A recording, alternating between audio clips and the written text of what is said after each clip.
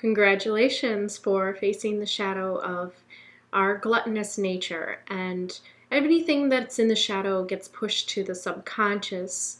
And so a lot of times, many of us are very gluttonous in many different ways, and we don't really realize that about ourselves, or we push it into the shadow of our subconscious and are in denial of it.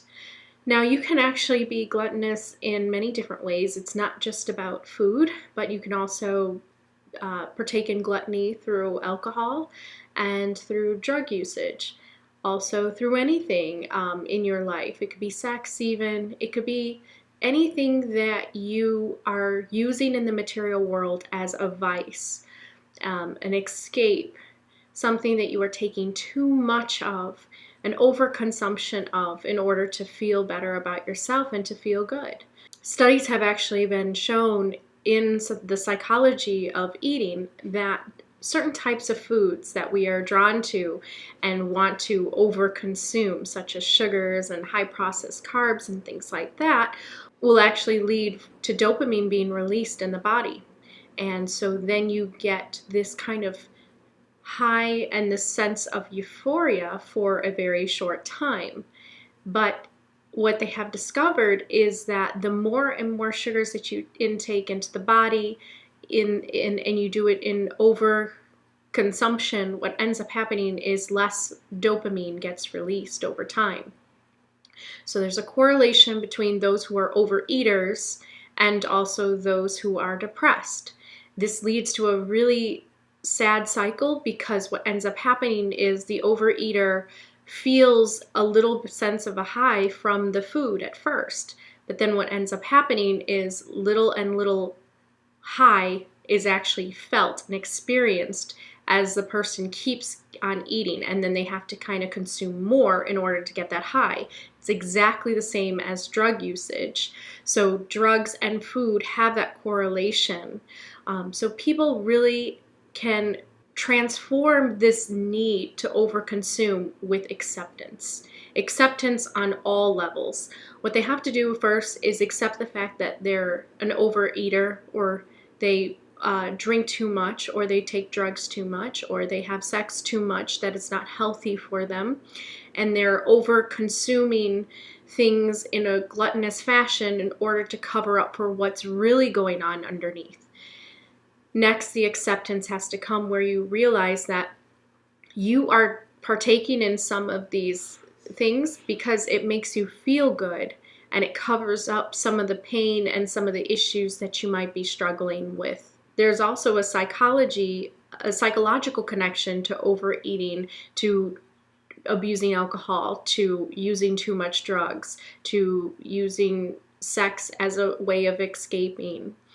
There is a way that you can help yourself realize that, and it really is just with you accepting that you have a issue that's related to your emotions and something that you need to take care of, and look at yourself and see, I overeat because I don't feel love, or love is something that's hard for me to feel or obtain. I overeat because I am having a hard time with my body image. And so what ends up happening is I feel like I can't lose the weight, and then so I just overeat anyway because what else matters? And you fall into this depressive cycle. You have to teach yourself that moderation and temperance, in the idea that when you are patient with yourself and when you can do things in little amounts, it actually can lead to a more longer lasting joy. And you won't go into these cycles where you end up hurting yourself. You end up actually getting very sick when you overeat. I know when I binge on something, I actually get a stomach ache. And that's my body telling me that I ate too much for my own good. It's the same thing with overconsumption of drugs and alcohol. If you experience a withdrawal from that substance, that means that you have depended on it for too long. And it's time to actually look at what's really underneath all of that. And because really, when we reach for something that's material, such as food, such as alcohol, such as drugs, what ends up happening is we stop looking at the spiritual or immaterial truths within ourselves, and it's a distraction from what's really lying underneath. Carl Jung was actually very big on this, that we had to look at what's lying underneath with our emotions and what's the core of it. And he was also trying to teach priests and doctors how to heal others, is by actually getting in touch with our own emotional issues inside, so that we can actually show that this is a normal thing, that every person on this earth goes through this. And the way to deal with a gluttonous nature is to learn to accept and to stop trying to control. The thing about gluttony is it is a false sense of control. You feel I can take as much as I want into my body and I'm in control. And you also are trying to control other parts of your life that are seemingly out of control. And what you start to learn is that when you kind of lose grip on wanting to control everything, you actually do start to accept more within yourself. And that actually leads you to having a more logical and a more reasonable look at yourself and saying, oh, you know what, maybe I don't really need all of this. Maybe this is not the way to go. It's like waking up from a stupor that you're in for a while. You're in this weird trance. You can even be gluttonous with shopping. Anything that has to do with doing something too much where it becomes harmful for you and it throws your body out of balance, it throws your mind out of balance, and you become very preoccupied with this thing that you are over consuming. That is really what gluttony is. And it is actually recognized as a psychological issue, in that it's really about vice and escapism for something that's more underlying underneath. And so really the way to transform gluttony is through acceptance. Accept that you may have an issue that you are trying to cover up with your overconsumption of something that you are dependent on at this point. And accept that within yourself. And then try to find ways in which you can slowly but surely start to see yourself as someone that is not damaged, not broken, and is not evil or bad or shameful person. And that will lead to not having to overconsume in order to feel good about yourself. Really work on the self-acceptance and see yourself for having your own unique beauty, your own good qualities that you can focus on. Look at all the good things in your life. Look at everything that you have accomplished so far. There is not one single person on this earth who cannot say at least one thing they have accomplished and can be proud of. And that's really what it takes for someone of a gluttonous nature to then look at themselves and to finally accept themselves as truly beautiful, as truly unique, as truly not lacking something so much that they have to consume something in order to feel better about themselves. But they do it in overabundance because it is a vice, it is an escapism. And the more and more emotionally traumatized, or the more emotional core issues that we have, the more of something that we consume, thinking that that's going to be our healer. But the verdict is out, and the science is out, that eating more, doing drugs more, drinking more actually only leads more to a person feeling worse about themselves, having less dopamine and endorphins being able to run through the body, giving you a longer lasting feeling of joy. So you really have to see the science and wake yourself up to the reason and the logic behind it. The idea that sometimes we tell ourselves in denial that, oh, if I take lots of this, then I will feel really better about myself, and it will provide an escape that will last longer because I have consumed so much that it should last. No, the math does not add up when you're dealing with the actual brain chemicals in the body.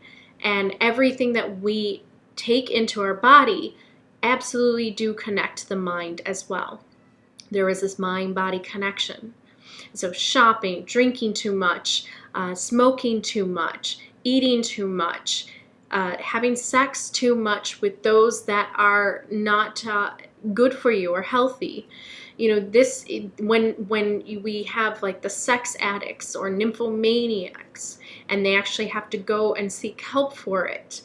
These are the ways that our gluttonous nature kind of follows us, and it makes us feel bad about ourselves because deep down inside our conscious knows that we are better than that.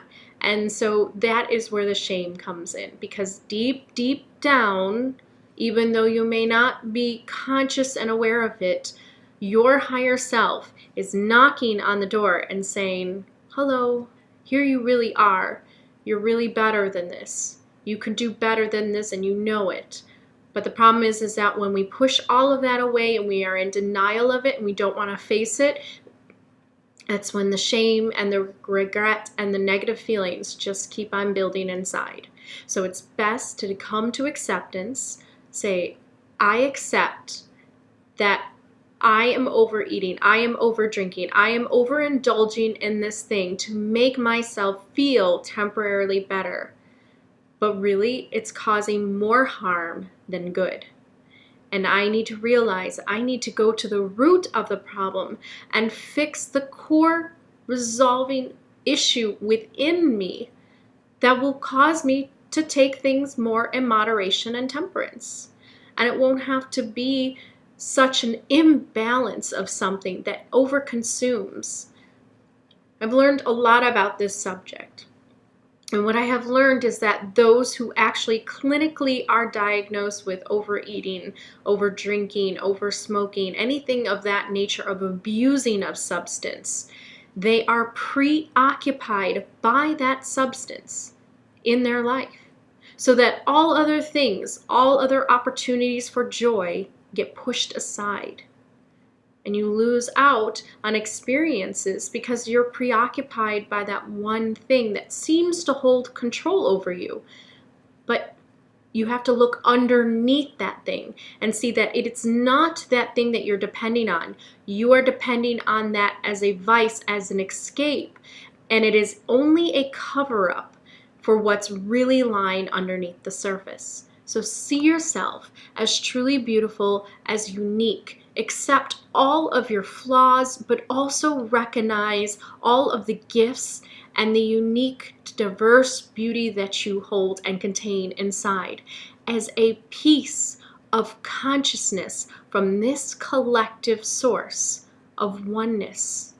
We are all so vital and so important. And if our future is going to move into the right direction, people are going to have to look at these shadow vices within themselves and see that this is really just a state of being in unconscious and unaware places of what our true potential really is.